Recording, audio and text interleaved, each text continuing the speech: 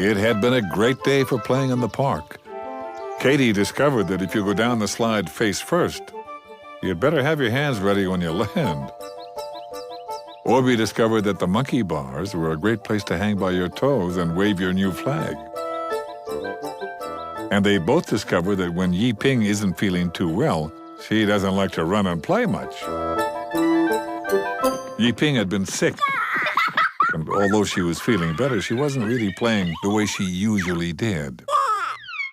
Katie asked if maybe she wanted to go home, and it was at that moment that Yi Ping just burst right into tears and told Katie her tummy really hurt. Orbie flipped off the monkey bars and shot down the sidewalk to get Yi Ping's mom. Katie sat her down on the park bench and gave her a big hug. The hug didn't help the pain in Yi Ping's tummy much, but it sure made her feel better to know that Katie was right there. In about a minute and a half, Yi Ping's mom drove up in the car with Orbie pointing at the park bench. Her mom ran across the grass with a blanket, and in a moment, she wrapped Yi Ping up and was hurrying back toward the car. As she settled Yi Ping on the seat, she explained to the two worried friends that she was taking Yi Ping straight to the doctor. They shouldn't worry, she was going to be fine. Katie and Orbie smiled and waved nervously at her as she drove away, but they were still worried about her.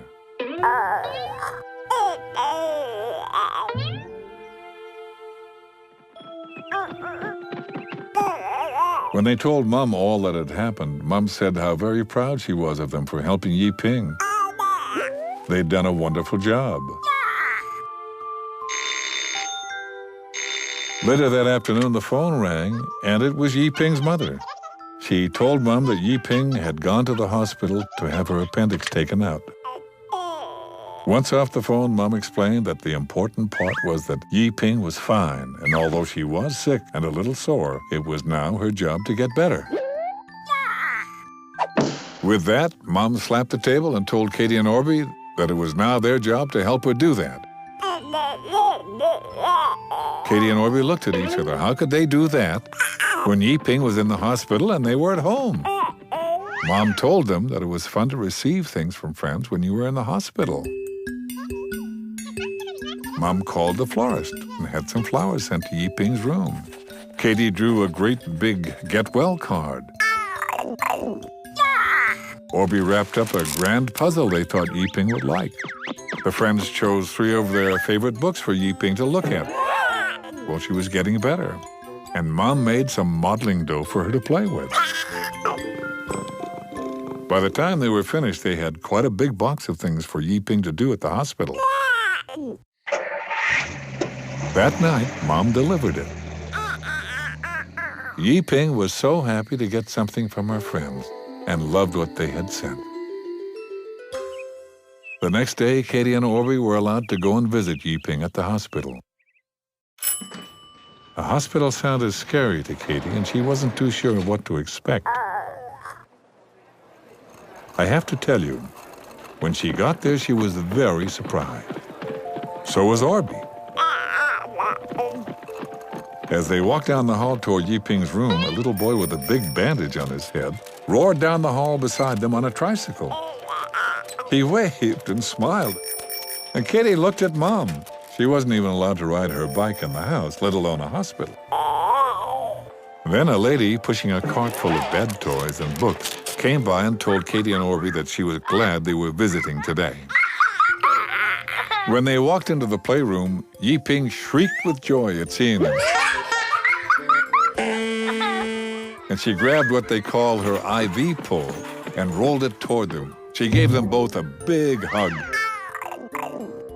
But Katie and Orbie were a little upset at seeing the tube from the pole go right into the back of Yi Ping's hand. When Katie asked, Yi Ping said it didn't hurt her at all and it helped her stomach calm down and get better. They were both happy to hear that. At that moment, the play lady came in and explained that they were about to start the puppet show. Katie and Orbie couldn't believe that they even had puppet shows at the hospital. Everyone, including guests, were invited to sit down and watch. As the puppets were making everybody laugh, a nurse, all in pink, came in and checked Yiping's IV pole. She attached a new bag to it and took away the old one. Yiping didn't even watch her, and she was having so much fun with the puppet show. Later, when the show was over, Yiping and her friends went back to her room. Yiping had a huge bed with a little stool to step on to get on it, and the back of the bed moved up and down. Yiping also had a tray that rolled on wheels and slid right across her bed. It was for having meals and playing on. In the windowsill were the flowers Mom and Katie and Orbie had sent. They were very beautiful. Yiping had drawn pictures and put them right up on the wall. Katie's card sat on the bedside table. Katie and Orbie liked Yiping's room. And just then the doctor and Yiping's mom stepped in and said that they had some really good news. Everybody listened. She told Yiping that the IV tube was coming out if everything was okay, and she would go home tomorrow. The three friends cheered. The hospital was a great place for getting better, but there was no place like home.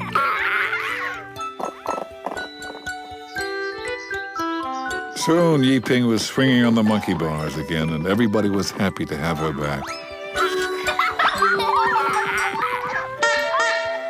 Yiping showed Katie and Orbie that she was now a member of the Scarbelly Club. And although she would never like to be sick again, she showed her scar proudly. Yiping's parents told Katie and Orbie that they may have saved her life by being so smart about getting help.